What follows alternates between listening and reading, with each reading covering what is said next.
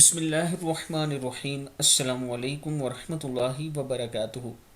آبدراجا channel کی طرف سے آج میں اپنے تمام چاہنے والوں کو رسول اللہ صلی اللہ علیہ وآلہ وسلم کا ایک فرمان سناؤں گا۔ اللہ تعالیٰ سے ہم دعا کرتے ہیں کہ اللہ تعالیٰ ہم سب کو اس پر عمل کرنے کی توفیق دے۔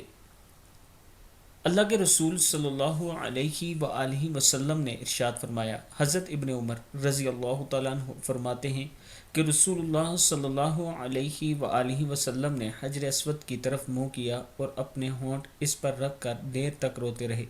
پھر متوجہ ہوئے تو دیکھا کہ عمر بن خطاب رضی اللہ تعالیٰ عنہ رو رہے ہیں، تو آپ صلی اللہ علیہ وآلہ وسلم نے ارشاد فرمایا، اے عمر، یہاں آنسو بہائے جاتے ہیں حجر اسود کے پاس۔ ابن ماجہ کی حدیث ہے۔